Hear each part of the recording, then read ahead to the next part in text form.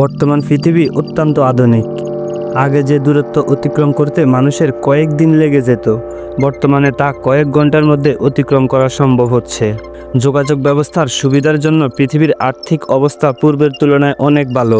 এইসব কিছুর কারণ একটি নেটওয়ার্ক।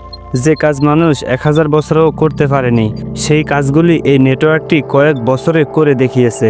মানুষের সাথে মানুষের যোগাযোগ রক্ষায় এই নেটওয়ার্ক অত্যন্ত সক্রিয় ভূমিকা পালন করে। বৈজ্ঞানিকরা এমন অনেক আবিষ্কার আজ অবধি করেছেন যা পৃথিবীকে পাল্টে দিয়েছে, কিন্তু এটি এমন একটা জিনিস যা পৃথিবীকে সম্পূর্ণরূপেই পাল্টে দিয়েছে, সেটি হলো ইন্টারনেট। আজ এই পর্বের ভিডিওতে আমরা ইন্টারনেটের উৎপত্তি সম্বন্ধে কিছু জেনে নেব। এই আধুনিক নেটওয়ার্কের উৎপত্তি 1962 সালে। 1962 সালে শিয়ারলি লিডার একটি সংস্থা স্থাপন করেন যার নাম দেন ডিআরফা। ডিআরফার full form defence advance research project agency. এই সংস্থার দ্বারা উনি একটি নেটওয়ার্ক বানান যার নাম দেন ইন্টারগোটিক নেটওয়ার্ক। এই নেটওয়ার্কটি বানানোর একমাত্র কারণ ছিল পৃথিবীর বিভিন্ন জায়গার মধ্যে যোগাযোগ স্থাপন করা। 1974 সালে ডিআরফায় দুজন অধিকারী বিন্ড কাফ এবং বব কান যুগ্মভাবে টিসিপি অর্থাৎ ট্রান্সমিশন কন্ট্রোল প্রোটোকল বানান এবং ইন্টারগ্যালাকটিক নেটওয়ার্কের নাম বদল করে ইন্টারনেট রাখেন। কিন্তু ইন্টারনেট তৈরি হওয়ার পরেও একটি কম্পিউটারকে অন্য কম্পিউটারের সাথে কানেক্ট করা সম্ভব ছিল না। 1976 সালে doctor Robert Metcalfe Ethernet coaxial cable বানান, যার সাহায্যে অনেকগুলি কম্পিউটার একে অপরের সাথে কানেক্ট করতে সক্ষম হয় এবং তার সাথে সাথে যে কোনো রকমের ডেটা ট্রান্সফার করা সম্ভব হয়। ডক্টর রবার্ট এর নাম দেন লেন অর্থাৎ লোকাল এরিয়া নেটওয়ার্ক।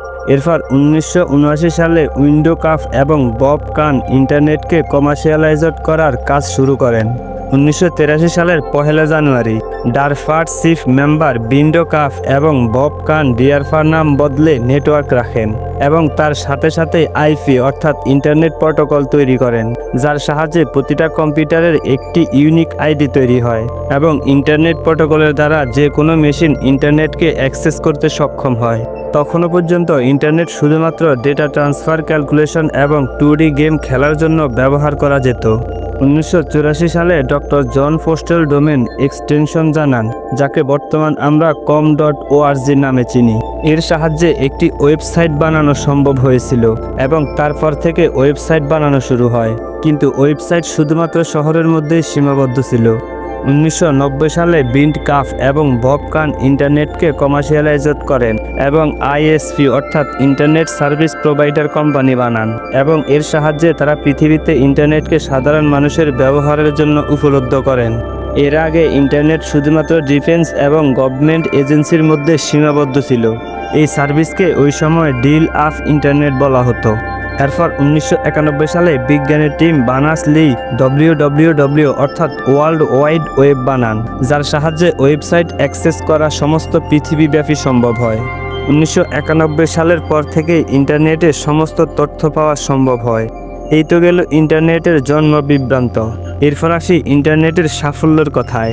1995 সালে ইন্টারনেটের অ্যাভারেজ স্পিড ছিল 28 kbps এবং সেই সময় পৃথিবীর 1,60,00,000 মানুষ ইন্টারনেট ব্যবহার করতেন।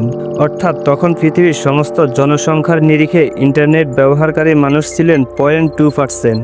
কিন্তু বর্তমানে 2025 সালে ইন্টারনেটের অ্যাভারেজ স্পিড 9.7 Mbps এবং ইন্টারনেট ইউজারের সংখ্যা প্রায় 360 কোটি। অর্থাৎ বর্তমানে পৃথিবীর প্রায় 68% মানুষ ইন্টারনেটের সাথে যুক্ত। 1999 সালে ওয়্যারলেস ফিডেলিটি নেটওয়ার্ক তৈরি হয়, যাকে আমরা বর্তমানে ওয়াইফাই বলি, এবং এই অফলাইন নেটওয়ার্কের সাহায্যে আমরা বর্তমানে ইন্টারনেটকে ওয়ার্ড ছাড়াই শেয়ার করতে পারি। ইন্টারনেটের সাহায্যে পৃথিবীতে অনেক নতুন নতুন জিনিসের আবিষ্কার সম্ভব হয়েছে। আজ পৃথিবীর ফিনান্সিয়াল সিস্টেম অনেকটাই ইন্টারনেটের উপর নির্ভরশীল। বর্তমানে যদি পৃথিবীতে 1 ঘন্টার জন্য ইন্টারনেট বন্ধ হয়ে যায়, তাহলে পৃথিবীর ক্ষতি হবে 1 ট্রিলিয়নের মতো এবং পৃথিবী বহুদিন পিছিয়ে যাবে। তো আজকের ভিডিওটি আপনার কেমন লাগলো তা অবশ্যই কমেন্ট বক্সে কমেন্ট করে জানাবেন।